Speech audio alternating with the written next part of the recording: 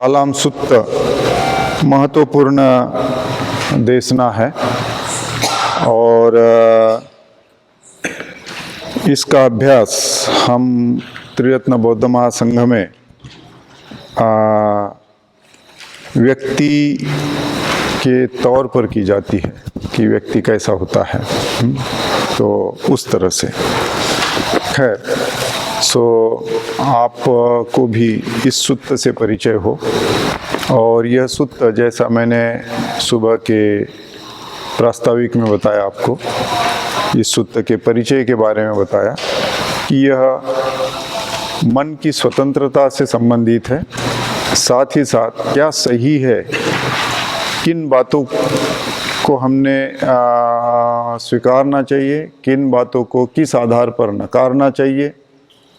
तो यहाँ कुछ मापदंड भी दिए हुए हैं और किस तरह से हम बातों को मान लेते हैं उसके आधार भी यहाँ दिए गए हैं।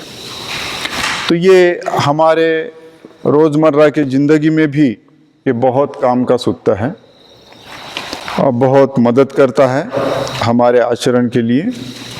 तो हम इस सूत्र का अभी अभ्यास करने जा रहे हैं। जैसा आपके पास सभी के पास कॉपी है और सूत्र में जैसा लिखा है, तो शुरुआत होती है किसी भी सूत्र की, उसी तरह से इस सूत्र की भी शुरुआत हुई है। ऐसा मैंने सुना, एक समय भगवान कौशल में चारिका करते बड़े भारी भिक्षु संघ के साथ जहां कालामों का केशपुत्र नामक निगम था वहां पहुंचे। ऐसा मैंने सुना, इस बारे में आपको जानकारी दी कि पहले संगीति में महाकाश्यप उसके अध्यक्ष थे, उन्होंने आनंद को कहा था कि जो भी बुद्ध की देशना है, जिससे आप लंबे समय तक बुद्ध के सेवक रहे हैं, आपको पता है तो आप बताइए। आनंद उस संगीति में बता रहे हैं कि ऐसा मैंने सुना, और फिर वो सारी बातें बताते हैं हर सूत्र में। और वह जब संबोधित करते हैं पूरे सभा को कि ऐसा मैंने सुना, ऐसा ऐसा हुआ था, और फिर सारे भिक्षु उपस्थित रहते हैं, जो भी उस प्रसंग में उपस्थित रहे होंगे वो उसको अनुमोदन करते हैं और वो फिर पक्का हो जाता है। इसी तरह से बुद्ध की शिक्षा लिखित स्वरूप में हमारे पास आई है। तो यहाँ ऐसे मैंने सुना, यह जो कह रहे हैं, यह बुद्ध के जो काफी दीर्घ काल तक सेवक रहे हैं, वैसे भिक्षु आनंद जो है वो बता रहे हैं। एक समय भगवान कौशल में चारिका करते। अब एक कौशल जो है, कौशल प्रदेश का नाम था। बुद्ध के काल में मगध प्रदेश और कौशल प्रदेश, ऐसे दो प्रदेश थे। आज के भाषा में उसको समझा जाए तो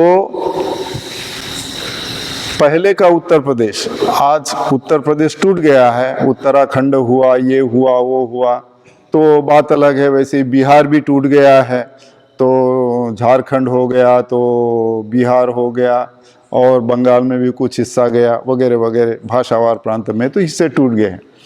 लेकिन पहले का कौशल प्रदेश जो है, वह पहले का कौशल प्रदेश उत्तराखंड और उत्तर प्रदेश मिलकर, साथ ही साथ इधर छत्तीसगढ़ का भी कुछ हिस्सा था।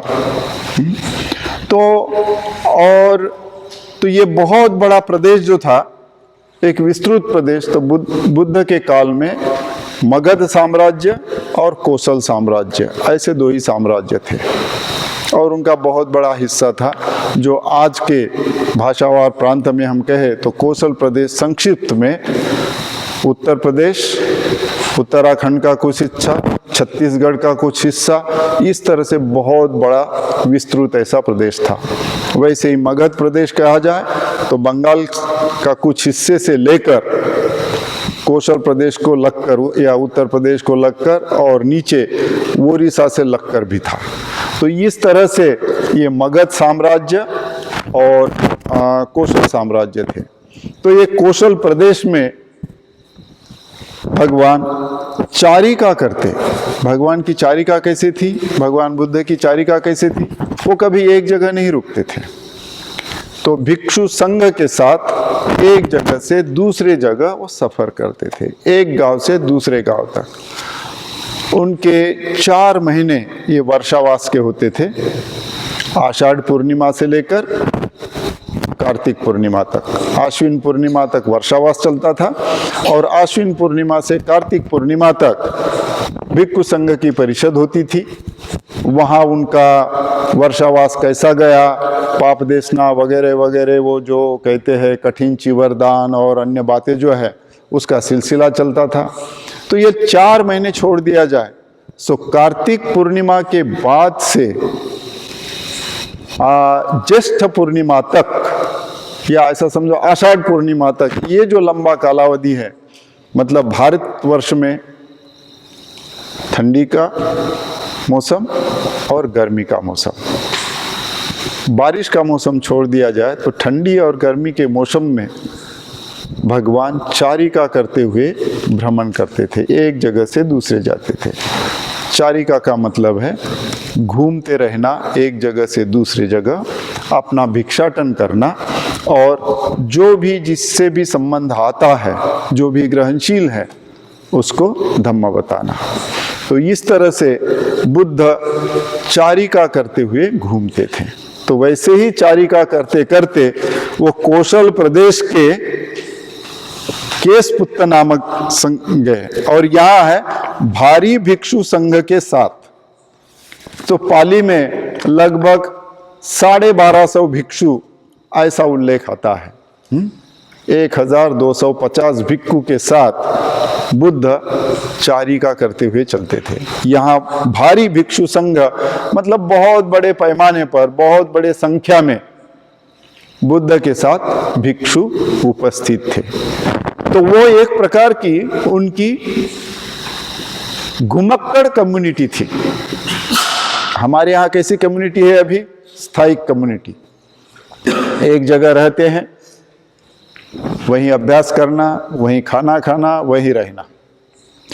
बुद्ध के समय में बुद्ध की जो ये कम्युनिटी थी, बुद्ध का ये जो संघ था, आध्यात्मिक संघ था, वो घुमक्कड़ था। साथ में रहते थे लेकिन एक जगह नहीं रहते थे, एक जगह से दूसरी जगह, दूसरी जगह से तीसरी जगह, और इस तरह से वो कौशल और मगध साम्राज्य में घुमा करते थे और अपनी देशना किया करते थे। तो यहाँ भारी भिक्षु संघ के साथ बड़े पैमाने, बड़े संख्या में बुद्ध जो है वो केशपुत्त नामक निगम में गए। निगम मतलब बड़ा सा कस्बा होता है, जैसा कहाँ नगर परिषद होती है, नगर निगम होता है, किसी को हम परिषद कहते हैं, किसी को हम कारपोरेशन कहते हैं आज के भाषा में, किसी को हम नगर पंचायत कहते हैं। तो ऐसा एक ये केशपुत्त नामक निगम था, मतलब छोटा सा देहात नहीं था, तो बहुत बड़ा कस्बा था, ऐसा हम समझ सकते हैं। और उस कस्बे में कालाम नाम के कम्युनिटी रहती थी, कालाम नाम का समाज रहता था। जैसे आज कलार समाज है, साहू समाज है, वैसे ही वो मराठा समाज है। तो वैसे ही उस वक्त के एक कालाम नाम का समाज था और कालाम वहाँ की भारी संख्या में रहने वाले लोग थे केशपुत्त नगर में। तो वहाँ भगवान पहुँचे। ठीक, तो यह पहले लाइन का अर्थ है। फिर केशपुत्तीय कालामों ने सुना, मतलब केशपुत्त इस नगर निगम में रहने वाले कालामों ने सुना शाक्य पुत्र शमन गौतम केशपुत्त में प्राप्त हुए हैं। अब उस वक्त की बात और आज की भी बात, भले ही मोबाइल हो, आजकल मोबाइल से ज्यादा है, लेकिन उस वक्त भी एक बात कोई बता देता है, दूसरा बताए तो वो बात फैल जाती है। देहातों में भी वैसा होता है, शहरों में भी वैसा होता है, परिचितों में वैसा होता है, तुरंत बात यहां से वहां फैल जाती है, एक दूसरे को बताता रहता है। मतलब ये मानवीय स्वभाव है कि हम बातें फैलाते हैं। तो उस तरह से ये बात फैल गई थी कि भगवान जो है केशपुत्र में पधारे हैं। तो इन कालामों ने सुना कि श्रमण गौतम केशपुत्र में आए हैं। कौन से हैं? शाक्य पुत्र श्रमण और गौतम। तो वह शाक्य पुत्र है, शाक्य वंश के है, इसलिए वो शाक्य पुत्र है। फिर श्रमण है, मतलब गृह त्यागी है। श्रमण का और भी अर्थ आएगा, तब हम बताएंगे। और वो गौतम है, केशपुत्र में प्राप्त हुए हैं। तो इन कालामों ने इतना ही सुना कि शाक्य वंशीय गौतम जो है, वह श्रमण है, वह प्रवर्जा करके, गृह त्याग करके जो घुमक्कड़ है, ऐसे वो श्रमण है, और वो हमारे नगर में पहुंचे हैं। फिर कहते हैं, फिर वाक्य बदलता है, उन भगवान गौतम का, अब यहां शब्द आया है भगवान, यहां श्रमण शब्द नहीं आया है। उन भगवान गौतम का ऐसा मंगल कीर्ति शब्द फैला हुआ है। तो भगवान गौतम का, भगवान है। भगवान का क्या मतलब है? क्या हम समझते हैं? सर्वसाधारण भारतीय लोग भगवान का अर्थ समझते हैं ईश्वर, सब कुछ करता धरता, सब कुछ उसके भरोसे पर है। हाँ? तो भगवान इस शब्द को भारतीय परिवेश में ईश्वर की समकक्ष माना जाता है, या ईश्वर माना जाता है। सब कुछ करने वाला, सब कुछ उस पर ही निर्भर है, सब कुछ देने वाला। तो ऐसा भगवान इस शब्द का एक सर्वसाधारण समझ लोगों के बीच में है। लेकिन बौद्ध दृष्टि से देखा जाए तो बौद्ध स्वयं, भगवान बुद्ध ने कहा ईश्वर नहीं, ईश्वर का कोई अस्तित्व नहीं है। तो फिर ये भगवान कहाँ से आया? तो उस वक्त ये भगवान शब्द प्रचलित नहीं था, जिस वक्त बुद्ध अपना प्रचार कर रहे थे। ये भगवान शब्द बौद्धों का शब्द है, और भगवान ये बहुत ही सुंदर और अच्छा शब्द है। दूसरी बात, इसके दो अर्थ निकाले गए हैं अभी तक मेरे जानकारी के अनुसार। पहला अर्थ है भग और वान, मतलब वान यानी तृष्णा, और भग यानी भगा दिया गया है, नष्ट कर दिया गया है, उसको खत्म कर दिया है, उससे मुक्त हो गया है। सो जो तृष्णा से मुक्त हो गया है वो भगवान है, जिसने तृष्णा को भगा दिया है वो भगवान है। यह एक अर्थ है। दूसरा अर्थ यह है कि भागवान, भाग मतलब हिस्सेदार, हिस्सा करना। भाग का मतलब है हिस्सा करना। हा? कोई ये चीज है, उसके भाग करो मतलब हिस्से करो, बंटवारा करो, बांटो। तो उसी तरह से जो बांटने वाला है वह भगवान है। क्या बांटता है? ज्ञान बांटता है। जो ज्ञान बांटने वाला है, जो ज्ञानी है, जो अपने ज्ञान में दूसरों को सम्मिलित कर लेता है। इंग्लिश में बड़ा अच्छा शब्द है sharing. It is a sharing. हम एक दूसरे को हिस्सेदार बनाते हैं, एक दूसरे को सम्मिलित कर लेते हैं। सो बुद्ध ने अपने ज्ञान में दूसरों को सम्मिलित कर लिया है। तो यह भगवान है। हाँ? तो ये एक भगवान कहो, दूसरा एक भागवान कहो। कि अपने ज्ञान में, अपने संबोधि में, अपने अनुभव में हिस्सेदार बनाने वाला, अपने अनुभव में, बुद्धत्व के अनुभव में, बुद्ध के ज्ञान में दूसरों को सम्मिलित करने वाला, दूसरों को बताने वाला, दूसरों को हिस्सेदार बनाने वाला। और हम देखते हैं कि बुद्ध काल में ही बुद्ध के जैसे कई अरहत हुए हैं। बुद्ध भी स्वयं कहते हैं कि मैं भी अरहत था, मैं भी अरहत हूं और तुम भी अरहत हो। पहले कार्तिक पूर्णिमा के दिन ही बुद्ध ने उन 60 परिव्राजकों को बताया, जैसा मैं हूं वैसे तुम हो। आज पृथ्वी पर 61 अरहत है मुझे पकड़कर, ऐसे बुद्ध कहते हैं उन 60 परिव्राजकों को। तो इस तरह से यहां जो बताया गया है कि भगवान जो है, ये बौद्धों का बहुत ही सुंदर, बहुत ही श्रेष्ठ ऐसा शब्द है जो बुद्ध के लिए उपयोग किया गया है। सो बुद्ध को भगवान भी कहा जाता है, बुद्ध को तथागत भी कहा जाता है। तो इस तरह से यह शब्द समझे। तो ऐसे वो गौतम है, वह ऐसा मंगल कीर्ति शब्द फैला हुआ है। मंगल कीर्ति को क्या कहेंगे? मंगल, शुभ, कल्याणकारी, अच्छा।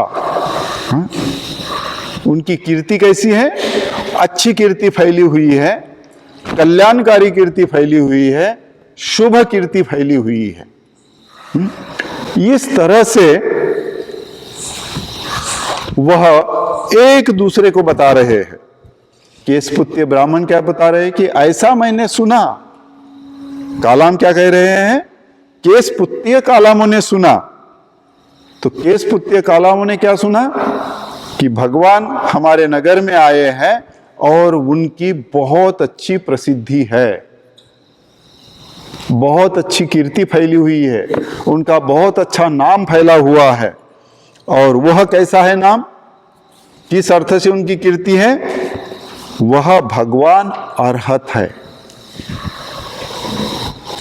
सम्यक संबुद्ध है, विद्या और आचरण से युक्त है, पुरुषों के चाबुक सवार है, देवताओं और मनुष्यों के शास्ता है। ऐसे वह बुद्ध भगवान है। ये शब्द आप कहाँ पढ़ते हैं या कहाँ सुनते हैं? बुद्ध वंदना में। हाँ? हम बुद्ध वंदना में हर दिन सुबह इन शब्दों का पठन करते हैं। हाँ? बुद्ध वंदना हर बौद्ध के लिए सुबह उठकर प्रथम पाठ करने वाली बात है। क्योंकि बुद्ध वंदना, धम्म वंदना और संघ वंदना, ये 3 रत्नों की वंदना किए बगैर कोई भी बौद्ध अपने दिनचर्या के रोजमर्रा के काम को शुरुआत नहीं करता। मतलब जो प्रैक्टिसिंग बौद्ध है, वो हर बौद्ध की बात नहीं कर रहा हूँ। बौद्ध कहने वाले कई बौद्ध देश है, लेकिन बुद्ध के आचरण से, बुद्ध धम्म के आचरण से काफी दूर भी है। सो अच्छी बात है, कम से कम बौद्ध तो कहते हैं, कोई गलत तो नहीं है, लेकिन आचरण भी महत्वपूर्ण है बौद्धों के लिए। सो हर बौद्ध ने बुद्ध धम्म संघ इनकी हर दिन सुबह वंदना करनी चाहिए। और यह बुद्ध वंदना के शब्द है कि बुद्ध ऐसे है। हम कहते हैं ना, इतिपिसो, ऐसा है, ऐसे है। इतिपिसो भगवा अर्हं, वो भगवान है, अर्हत है, सम्मा संबुद्ध है, विद्याचरण संपन्न है, लोकविदु है। यहां लोकविदु शब्द नहीं आया है, हाँ? पुरी सदम्म सारथी है, सत्था देव मनुष्यानं, सभी देव मनुष्यों के शास्ता है। तो इस तरह से ये जो आया है, यह बुद्ध के विशेषण है कि बुद्ध कैसे थे। इन गुणों से, इन क्वालिटीज से वह परिपूर्ण थे। तो एक एक आपने त्रिरत्न वंदना यदि आपका अभ्यास हुआ होगा तो आपने इसको सविस्तर डिटेल में पढ़ा ही होगा, बराबर है, हाँ? तो फिर अभी उसको रिपीट करने की जरूरत है नहीं। ओके, तो ये सब जो है आपको इन सारी बातों की जानकारी है। सो फिर ऐसे भगवान बुद्ध वह ब्रह्मलोक, मारलोक, देवलोक सहित इस लोक को देव मनुष्य सहित श्रमण ब्राह्मण युक्त प्रजा को स्वयं समझकर साक्षात्कार कर जानते हैं। तो यहां कितने लोग आए? ब्रह्मलोक आया, फिर मारलोक आया, फिर देवलोक आया,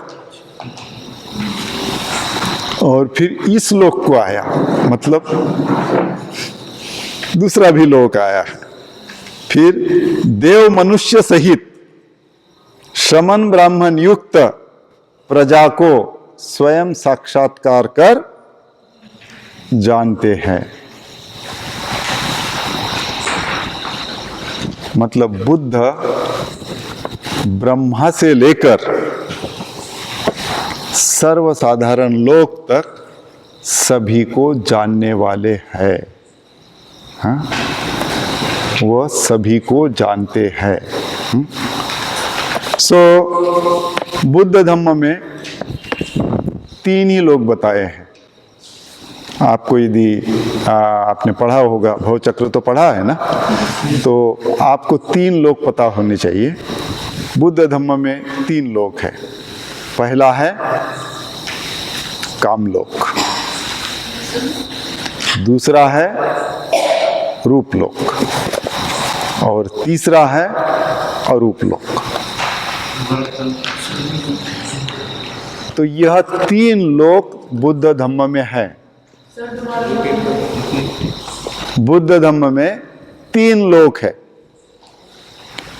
पहला कामलोक जो भवचक्र है,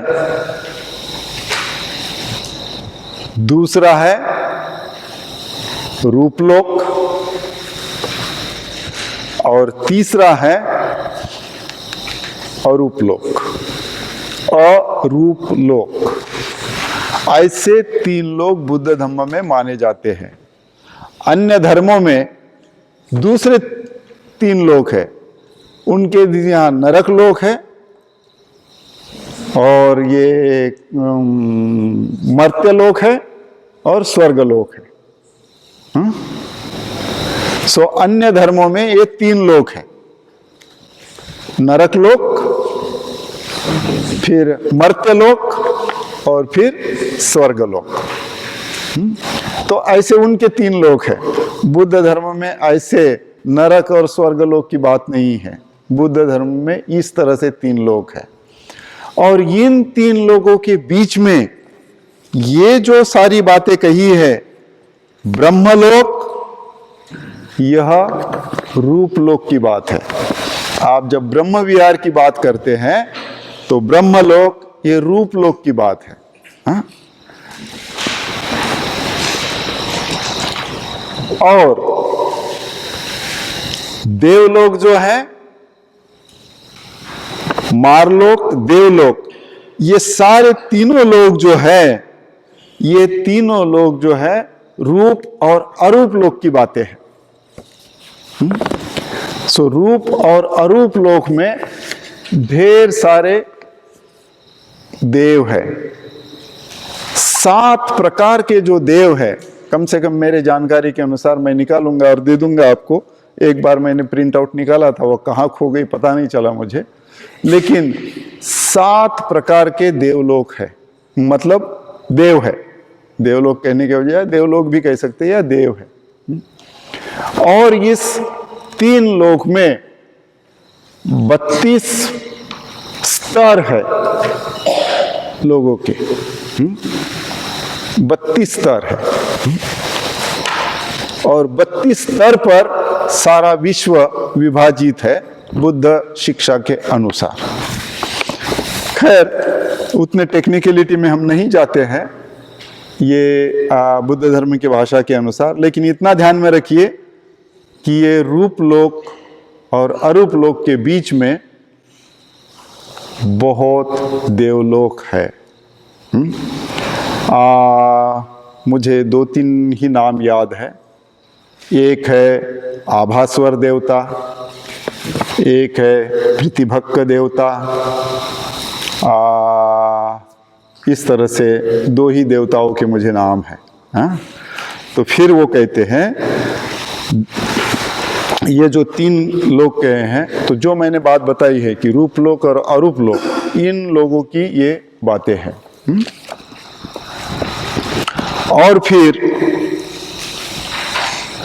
इस लोक को, मतलब हम जो है, हम काम लोक के लोग हैं।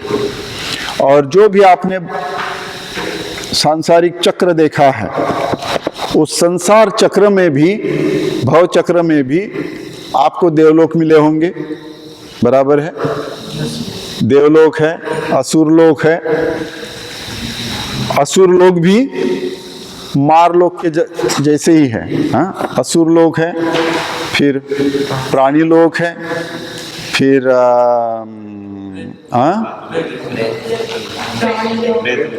प्रेत लोक है, मनुष्य लोक है, नरक लोक है। ऐसे वहां 6 लोक है, बराबर है।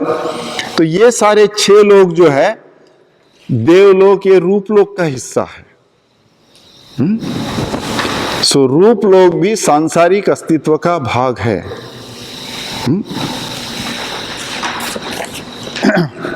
तो इस तरह से आप इन लोक को समझने की कोशिश कीजिए। लेकिन जो भवचक्र है, भवचक्र में रूप और काम लोक दोनों की बात होती है। ठीक। फिर कहते हो देव मनुष्य सहित श्रमण ब्राह्मण युक्त प्रजा को, मतलब ये भव चक्र की बात है।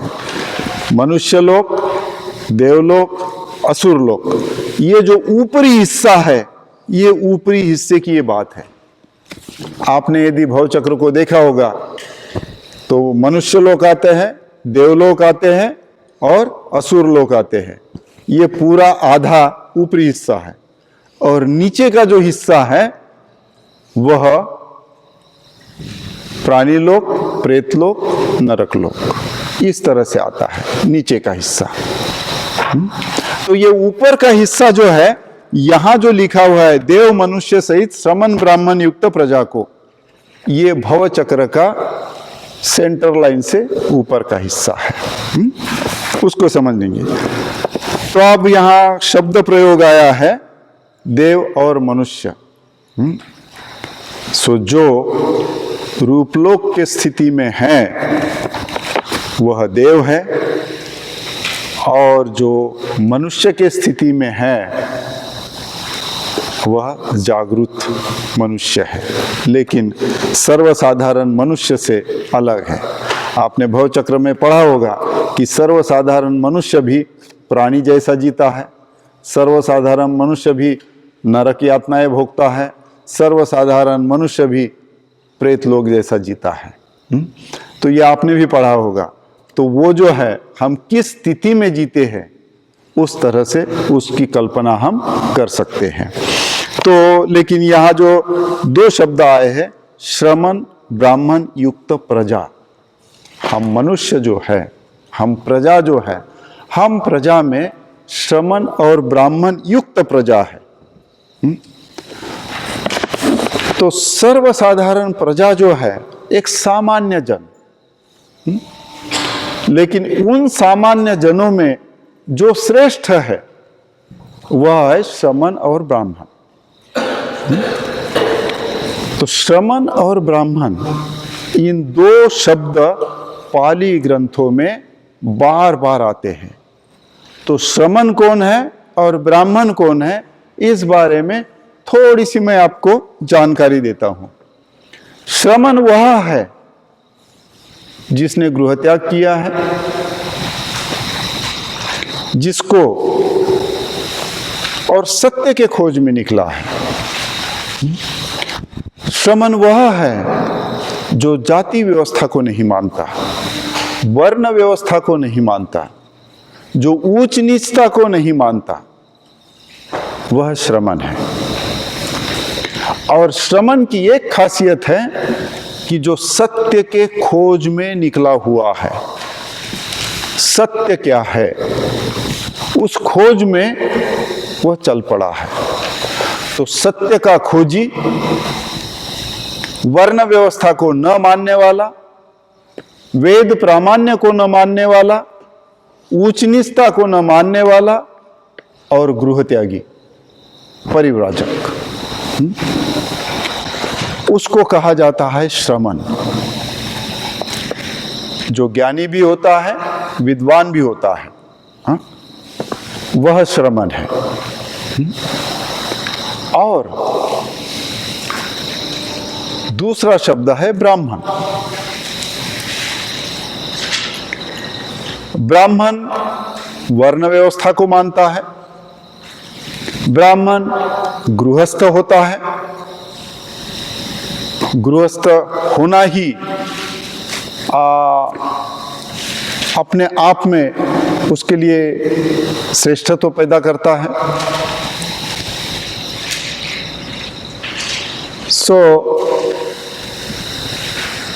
गृहस्थ होता है, वेदों को मानता है, उच्च नीचता को मानता है। ब्राह्मण सभी मनुष्यों में श्रेष्ठ है, ये उसकी धारणा होती है, और वो भी जो भी वेदों में लिखा है उसको प्रमाण मानकर ही जीता है। यह ब्राह्मण है। ब्राह्मण जो कोई भी है, या उस वक्त बुद्ध ने जो ब्राह्मण की और उसकी व्यवस्था की थी, तो ब्राह्मण जन्म से होता है, ब्राह्मण गृहस्थ धर्मी होता है, ब्राह्मण वर्ण व्यवस्था को मानता है, ब्राह्मण ऊंच नीचता को मानता है, और ब्राह्मण वेद को प्रमाण मानता है। जो वेदों में है वो सत्य है, उस बात को मानता है। तो इस तरह से यह दो परंपराएं बुद्ध काल से चली आ रही है। बुद्ध के पहले भी थी। श्रमण परंपरा कोई बुद्ध की खोज नहीं है। बुद्ध के पहले भी श्रमण परंपरा थी। उसको श्रमण परंपरा कहने के बजाय उसको परिव्राजक कहते थे उस वक्त। परिव्राजक थे, उनका कोई संघ नहीं था, और ये परिव्राजक घुमक्कड़ थे, जहां चाहे घूमते थे, किसी से भी शास्त्रार्थ करते थे, वाद विवाद करते थे। तो ऐसे श्रमण परंपरा के पहले लोग थे जो परिव्राजक कहते थे। और उस वक्त वो चातुर्याम धर्म को मानने वाले थे। चातुर्याम धर्म ये जो है, ये श्रमण परंपरा का हिस्सा रहा है। और चातुर्याम धर्म जो है, मतलब 4 बातों का धर्म। पहली बात, हिंसा नहीं करना। दूसरी बात, चोरी नहीं करना, और अपरिग्रह मतलब जमाखोरी नहीं करना, कुछ भी चोरी नहीं करना, जमाखोरी नहीं करना। तीसरी बात, लैंगिक दुराचरण नहीं करना। और चौथी बात है झूठ नहीं बोलना। यह 4 ही धर्मों से जीने वाले वो परिव्राजक हुआ करते थे। इसी को चातुर्याम धर्म कहा जाता था। तो ये चातुर्याम धर्म जो है वह शुरू से चला आ रहा था, और इस चातुर्याम धर्म के तहत जो भी लोग जीते थे उनको बुद्ध के पहले परिव्राजक कहते थे। और फिर उसी वक्त ये शब्द भी प्रचलित हुआ श्रमण करके। सो बुद्ध काल में परिव्राजक और ये श्रमण, ये दोनों शब्द समानार्थी करके प्रचलित थे। तो उस वक्त फिर ये श्रमण और ब्राह्मण, तो इस देश में श्रमण ब्राह्मण परंपरा, श्रमण की संस्कृति और ब्राह्मण की संस्कृति ये प्रचलित है। श्रमण संस्कृति को विकसित करने वाले और बढ़ावा देने वाले इस देश में 2 महापुरुष हुए। एक भगवान महावीर, जिनको उन्होंने भगवान महावीर कहा, और दूसरे भगवान बुद्ध। इन दोनों ने इस श्रमण परंपरा को बहुत अच्छी तरह से विकसित किया, सुस्थितित किया, उनके लिए विनय बनाया, और उस तरह से प्रस्थापित करने में इन 2 महान विभूतियों का योगदान है। और तब से ब्राह्मण विरुद्ध श्रमण, ये संघर्ष इस देश में चलते आ रहा है। एक ब्राह्मण संस्कृति है और एक श्रमण संस्कृति है। तो यह 2 संस्कृति का हमेशा वाद विवाद, झगड़ा फिसाद इस देश में हमेशा ही चलता रहा है। कभी एक हावी हुई, कभी दूसरी हावी हुई, कभी एक हावी हुई, कभी दूसरी हावी हुई। इस तरह से ये दोनों संस्कृतियां इस देश में अपने अपने तरह से प्रस्थापित हो गई थी। तो इस तरह से हम श्रमण ब्राह्मण को समझे और श्रमण संस्कृति और ब्राह्मण संस्कृति को समझे। तो जो कोई भी व्यक्ति ब्राह्मण को गाली देने वाला व्यक्ति भी ब्राह्मण संस्कृति से जीने वाला हो सकता है। वो यदि ऊंच नीचता मानता है, वो यदि किसी चीज को प्रमाण मानता है, वो असमानता मानता है, वो जन्म से श्रेष्ठत्व मानता है, तो ब्राह्मण संस्कृति का है। वो स्त्री पुरुष असमानता मानता है तो ब्राह्मण संस्कृति का है, भले ही वो ब्राह्मणों को गाली देता हो। तो यह संस्कृति का है। इसलिए बाबा साहब ने एक वक्त कुछ लोगों को कहा था कि मैं ब्राह्मणों का द्वेष नहीं करता, ब्राह्मण मेरे मित्र है, मैं ब्राह्मण्य का द्वेष करता हूं। जो ब्राह्मण्यग्रस्त है उनका मैं द्वेष करता हूं। मुझे ब्राह्मणों से द्वेष नहीं है, वह इंसान है। तो हो सकता है कि जो ब्राह्मण हो वो श्रमण संस्कृति का पालन करता हुआ हो, और जो अब्राह्मण है वो ब्राह्मण संस्कृति का पालन करता हो। ऐसा भी हो सकता है, और आसानी से अपने इर्द गिर्द की देखा भी जा सकता है। ये कोई नई बात नहीं है भारतवर्ष में, लेकिन ये 2 संस्कृतियों ने अपनी अपनी जो बात है वो लोगों के बीच में बहुत अच्छी तरह से प्रस्थापित की है। इस बात को आप समझने की कोशिश कीजिए। सो यह है, सो ब्राह्मण श्रमण, और ये दोनों जो है ब्राह्मण और श्रमण युक्त प्रजा, सर्वसाधारण प्रजा को दिशा निर्देश करने वाले मार्गदर्शक के तौर पर इनकी भूमिका रही है। श्रमण ब्राह्मण की, श्रमण और ब्राह्मण इन्होंने सर्वसाधारण प्रजा को मार्गदर्शन किया है। यह लोग विद्वान रहे हैं, यह लोग समझदार रहे हैं, यह लोग शीलवान रहे हैं। ब्राह्मण भी शील पालन करने वाले रहे हैं, श्रमण भी शील पालन करने वाले रहे हैं। लेकिन ये जो विचारधारा है, शील पालन को छोड़कर यह जो विचारधारा है, यह विचारधारा दोनों को विभाजित करती है। तो इसलिए श्रमण ब्राह्मणों का बड़ा समाज में आदर सत्कार हुआ करता था, क्योंकि ये लोग मार्गदर्शक के तौर पर समाज में कार्यरत थे। तो इस तरह से ये हम इसको देखते हैं श्रमण ब्राह्मण को। और ऐसे प्रजा को तो ये अरूप लोक हो, रूप लोक हो, कामलोक हो, और कामलोक में ब्राह्मण श्रमण हो, इन सभी लोगों को स्वयं समझ साक्षात्कार कर जानते हैं।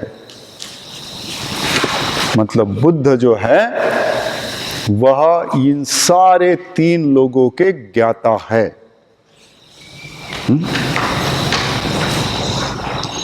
इस तरह से यहां बुद्ध के बारे में ऐसी मंगल कीर्ति फैली हुई है। वह आदि में कल्याणकारक, मध्य में कल्याणकारक, अंत में कल्याणकारक धर्म का अर्थ सहित, व्यंजन सहित उपदेश करते हैं।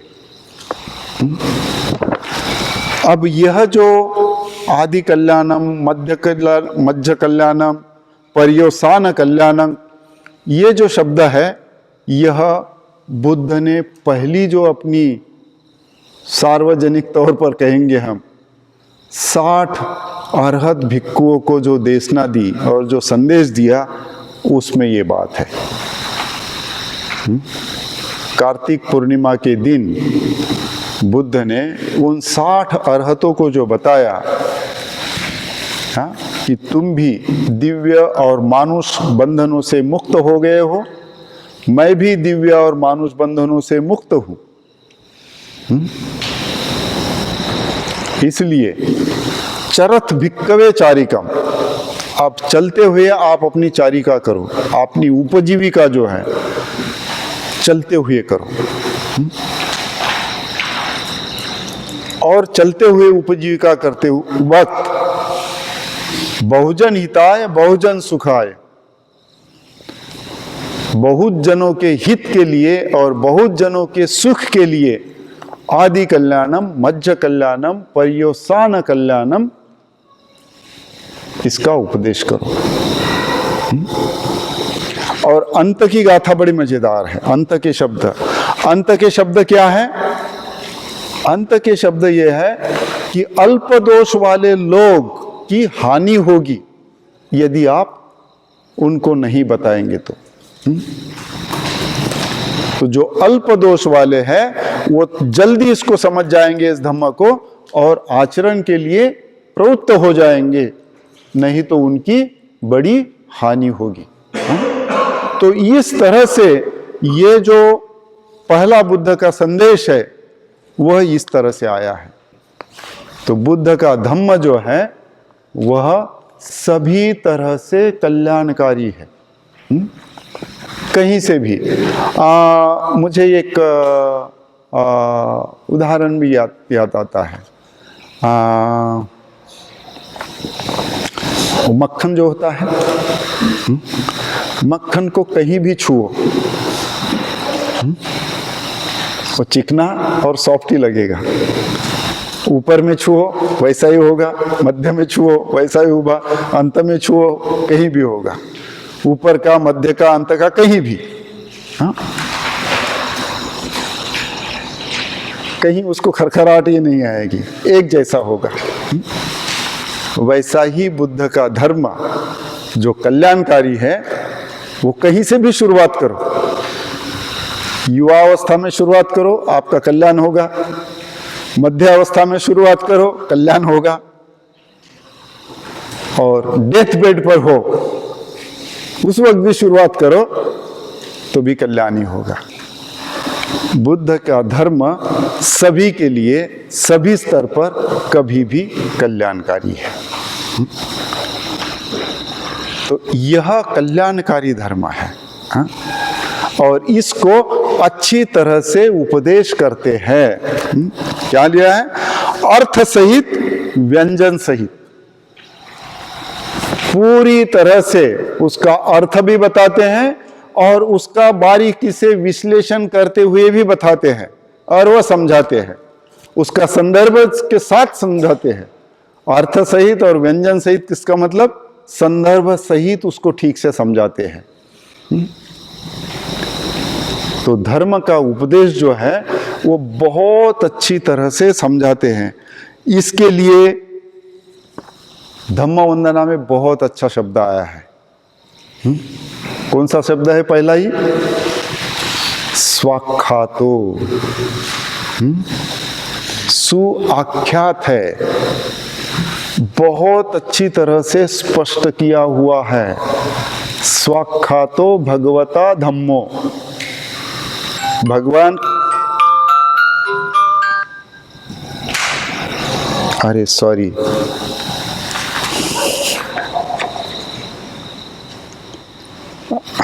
मैंने इसको भगवान का जो धम्म है वह सुआख्यात है, बहुत अच्छी तरह से आख्यात है। आख्यान किसको कहा जाता है? आख्यान और व्याख्यान, ऐसे दो शब्द आते हैं ना, आख्यायिका और व्याख्यान। आख्यायिका किसी बात को बहुत अच्छी तरह से स्पष्ट किया हुई बात, वो आख्यायिका है। और व्याख्यान जो मैं बता रहा हूं, ये व्याख्यान हो गया। इस तरह से सुआख्यात है, बहुत अच्छी तरह से स्पष्ट किया हुआ धर्म है, बहुत अच्छी तरह से बताया हुआ धर्म है। तो इस तरह से बुद्ध का जो धर्म है अर्थ सहित व्यंजन सहित उपदेश करते हैं। सुआख्यात है, संदर्भ सहित बहुत अच्छी तरह से उसको स्पष्ट करते हैं। तो किसी को भी वो आकर्षित करता है, किसी के भी वो समझ में आता है। और बुद्ध ने अपनी देशना देते वक्त वो पटिसेन जैसा बहुत कम समझने वाला, बहुत कम बुद्धिमान भी व्यक्ति क्यों न हो, और सारीपुत्र जैसे महान ज्ञानी व्यक्ति भी क्यों न हो, सभी को समझ में आए, इस तरह से बुद्ध ने अपने धर्म को स्पष्ट किया है। इसलिए बुद्ध का धर्म सुआख्यात है, स्वाख्यातो भगवता धम्मो। तो यह ऐसा उपदेश करते हैं, वह केवल परिपूर्ण परिशुद्ध ब्रह्मचर्य का प्रकाश करते हैं। ये शब्द भी बुद्ध के पहले प्रवचन में है, जो चरथ भिक्खवे चारिकम, ये जो उपदेश दिया है उसमें वो भिक्खु कहते हैं परिशुद्ध परिपूर्ण पकासेथ, ये शब्द प्रयोग है पाली के, परिपूर्ण परिशुद्ध पकासेथ। धम्म जो है नहीं, ब्रह्मचर्य है, ब्रह्मचर्य परिशुद्ध पकासेथ। तो जो ब्रह्मचर्य है, जो श्रेष्ठ जीवन है, उस श्रेष्ठ जीवन को परिपूर्ण परिशुद्ध, ये श्रेष्ठ जीवन है, उसको प्रकाशित कीजिए। तो यहां जो है, यहां विद्या आचरण का संबंध आता है। विद्याचरण जो संबंध का है ना, वह कि आप श्रेष्ठ जीवन जी रहे हैं, आप श्रेष्ठ व्यक्ति है। श्रेष्ठ जीवन तभी जिएंगे जब आपने श्रेष्ठ विद्या को धारण किया होगा, श्रेष्ठ विद्या को समझा होगा।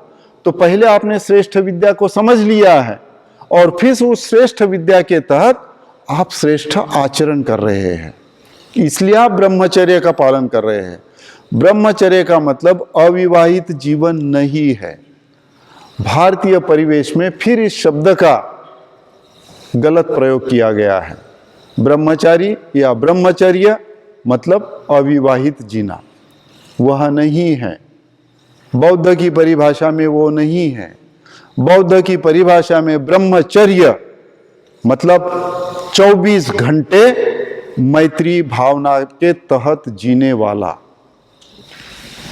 दिन रात मैत्री भावना के साथ सभी सजीवों के साथ पेश आने वाला वो ब्रह्मचर्य है, वह श्रेष्ठ जीवन है। इसको बुद्ध धम्म में श्रेष्ठ जीवन कहा गया है। हाँ? श्रेष्ठ जीवन मतलब अविवाहित जीवन नहीं है। तो यह श्रेष्ठ जीवन के तौर पर आप जो है इसको आप प्रकाशित करो। प्रकाशित कैसे करेंगे? जब मैं प्रकाशमान हूं तभी मैं प्रकाश दूंगा ना। जब मैं श्रेष्ठ जीवन जीऊंगा तभी मैं दूसरों को आकर्षित कर पाऊंगा, दूसरों को प्रकाश दे पाऊंगा, दूसरों को बता पाऊंगा। तो जो पहले आचरण करने वाले लोग ही दूसरों को बताए, यहां ये मुद्दा है। सो बुद्ध ने कहा पहले श्रेष्ठ बनो, और वो 60 अरहत हो गए हैं, वो ब्रह्मचर्य में जीवन जी रहे हैं। तो इसलिए उन 60 अरहतों को कहते हैं कि तुम्हारा जीवन ब्रह्मचर्य जीवन है, तुम्हारा श्रेष्ठ जीवन है। ये श्रेष्ठ जीवन प्रजा के बीच में परिपूर्णता से परिशुद्ध जो तुम्हारा ब्रह्म जीवन है वह तुम लोगों के बीच में प्रकाशित करो। इसलिए तुम लोगों के बीच में जाओ, तुम श्रेष्ठ व्यक्ति लोगों के बीच में जाओ और लोगों को अपना श्रेष्ठ जीवन प्रदर्शित करो। प्रकाश करने का मतलब किताब प्रकाशित होती है, इंसान कैसा प्रकाशित होगा? हाँ? किताब प्रकाशित होती है। प्रकाशित होना मतलब प्रदर्शित करना, प्रकाश करना मतलब जो भी है प्रकाशित किया मतलब लिखा, बताया, लोगों को बताया, लोगों के सामने दिखा। तो इस तरह से प्रकाशित करने का मतलब है हम स्वयं को प्रेजेंट करना, हम स्वयं को उपस्थित करना, हम लोगों के बीच में जाकर मैं कैसा जीवन जी रहा हूं वो लोगों को दर्शाना। तो इस तरह से बुद्ध भी स्वयं वैसे ही थे, और उन्होंने जो पहले ये जो शब्द दिए हैं प्रकाश करते हैं, यह पाली ग्रंथों में बुद्ध का पहला जो संदेश है 60 भिक्षुओं को, उसमें है ये।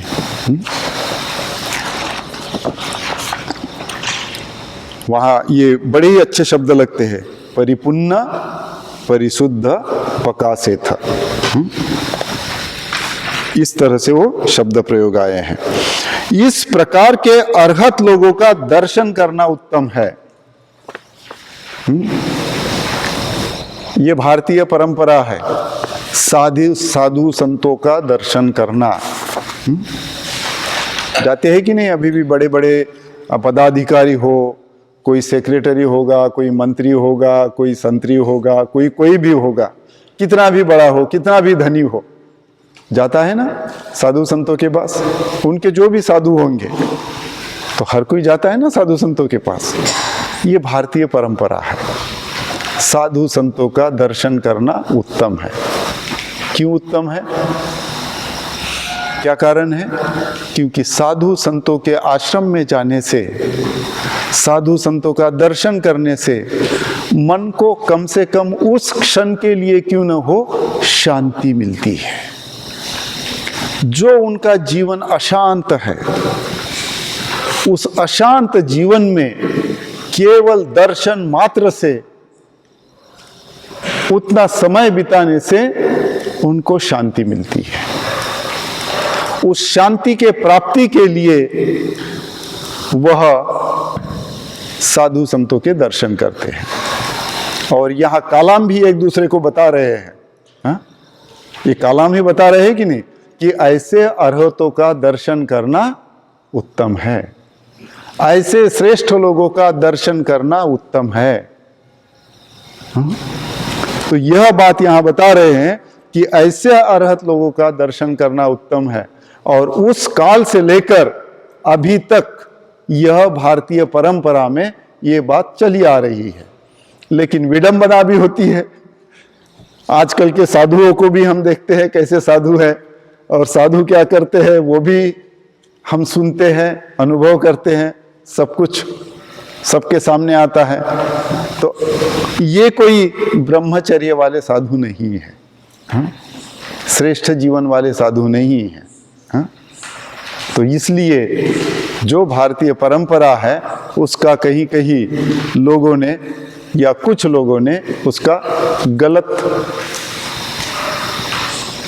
उपयोग किया है और इसलिए लोगों का नुकसान भी हुआ है, लोगों को त्रासदी भी हुई है।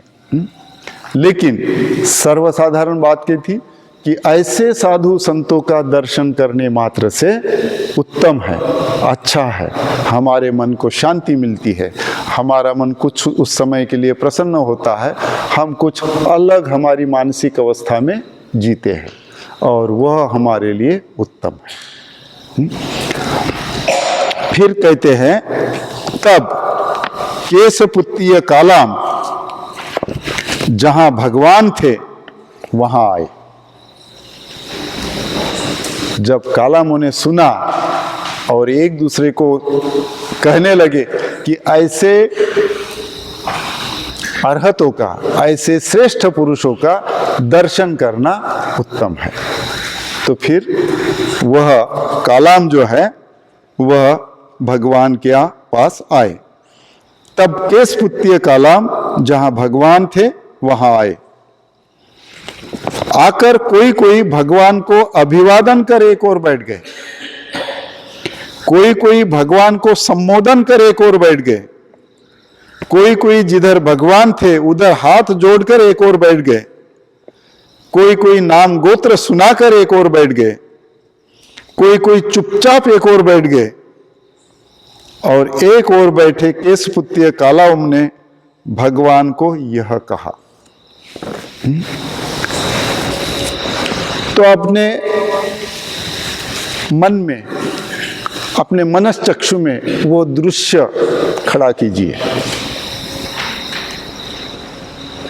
कि भगवान बुद्ध अपने भिक्षु संघ के साथ उस कालाम नगरी में कहीं तो भी बैठे हुए हैं।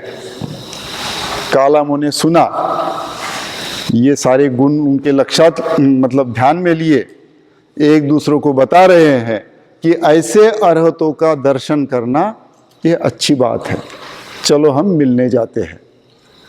जब मिलने गए तो एक अकेला तो नहीं गए ना, पूरे कालाम लोग गए, जितने भी कालाम होंगे उतने कालाम लोग गए, कालाम समाज के लोग गए और जाकर उन्होंने क्या किया,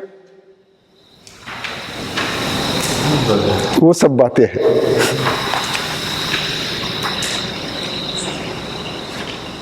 किसी ने हाथ जोड़े बैठ गए, किसी ने प्रदक्षिणा की बैठ गए, किसी ने अपना नाम बताया बैठ गया, कोई चुपचाप बैठ गया। क्या दर्शाता है ये? जिसकी जैसी भावना बनी, जिसकी जैसी समझ बनी, वैसा उसने अपना व्यवहार किया। जिसके मन में कुछ ज्यादा ही भाव थे, उन्होंने हाथ जोड़कर बुद्ध को प्रदक्षिणा की और शांति से बैठ गए। किसी को लगा, बुद्ध के पास गए, हाथ जोड़े, अपना नाम और गोत्र बताया, शांति से बैठ गए। कोई चुपचाप बैठ गया। तो जिसकी जैसी भावना बनी, जिसका जैसे उनके मन में अपना भाव पैदा हुआ बुद्ध को देखकर या सुनकर, उस अपने भावनाओं के साथ उन्होंने अपना प्रदर्शन करके बैठ गए। अब यहाँ एक बात है, हर जगह लिखा है एक और बैठ गए, आमने सामने नहीं बैठे, हाँ? है ना? अभी भी परंपरा है और विशेष तौर पर तिब्बती बौद्ध धर्म में अभी भी परंपरा है। बुद्ध के सामने जैसे आप बैठे ऐसे कोई नहीं बैठता। आते हैं, बुद्ध को दंडवत करते हैं, हाथ जोड़ते हैं और साइड में बैठते हैं, एक दूसरे को सामना करते हुए। इधर कतार से बैठेंगे, उधर कतार से बैठेंगे। इंसान अपने आप को सामना करते हुए बैठेंगे, बुद्ध के सामने बैठेंगे नहीं। हाथ जोड़ेंगे, वंदन करेंगे और ऐसे बैठेंगे। उन्हीं का अनुकरण हम भी अपने शिविरों में करते हैं। पर्टिकुलरली भाजा के शिविर केंद्र में, जहाँ उस तरह का पूजा स्थान है, इसलिए यहाँ नहीं हो पाता अपने बोरधरन में, वहाँ वैसा पूजा स्थान नहीं है। लेकिन भाजा के शिविर केंद्र में वैसा होता है कि जैसे ऐसे पूजा स्थान है, हम पूजा स्थान में हाथ जोड़ते हैं और हाथ जोड़कर एक और बैठ जाते हैं। आमने सामने नहीं बैठते। क्यों नहीं आमने सामने बैठते? क्या कारण है? क्या कारण हो सकता है? बुद्ध धम्म में या भारतीय परंपरा में, बुद्ध धम्म में कहने के बजाय भारतीय परंपरा में, आमने सामने खड़े होकर बात करना ये उद्धटता है। आपके सामने कोई श्रेष्ठ व्यक्ति है तो उसके सामने खड़े होकर आमने सामने बात करना ये उद्धटता मानी गई है, उद्धत है, एरोगेंट है। यह समझा गया है। तो वो एरोगेंसी नहीं होनी चाहिए, वो उद्धतता नहीं होनी चाहिए।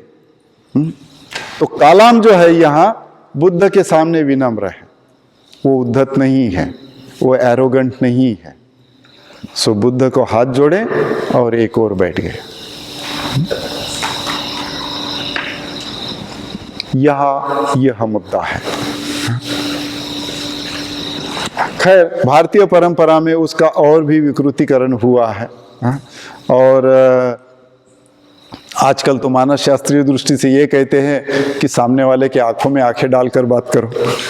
हम भी आपको पढ़ाते हैं संपर्क सराव में, किया है ना आप लोगों ने संपर्क सराव? तो आपको भी हम भी पढ़ाते हैं कि आंखों में आंखें डालकर बात करो। आंखें न चुराओ, नजरें न चुराओ, बात करो। इसका मतलब है कि मैं कॉन्फिडेंट हूँ, मैं तुम्हारे सामने बात कर सकता हूँ, तुम्हारे आंखों में आंखें डालकर बात कर सकता हूँ। इसका मतलब मैं कॉन्फिडेंट हूँ, मैं आत्मविश्वासी हूँ, तुमसे बात कर सकता हूँ, मेरे में वो आत्मविश्वास है। इस तरह से होता है। लेकिन ये जो परंपरा है, परंपरा में भी ये बात है कि आमने सामने ऐसा बैठकर बात नहीं करनी चाहिए, आंखों में आंखें डालकर बात नहीं करनी चाहिए, वो उद्धटता मानी गई है। तो उस आधार पर ये पारंपरिक तौर पर इन्होंने एक तरह से बुद्ध के प्रति अपना आदर व्यक्त किया है। और इस तरह से कालाम यहाँ पेश आते हैं। तो आदर व्यक्त करने के क्या कहेंगे, भारतीय परंपरा में कई विकृतीकरण हो गए हैं। विकृतीकरण ऐसे कि फिर क्या कहेंगे कि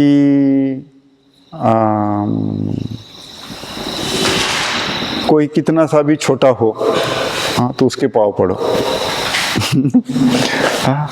घर में जितने भी लोग होंगे उनके पाँव पड़ो।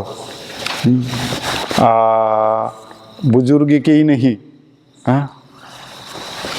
तो इस तरह से ये हुआ।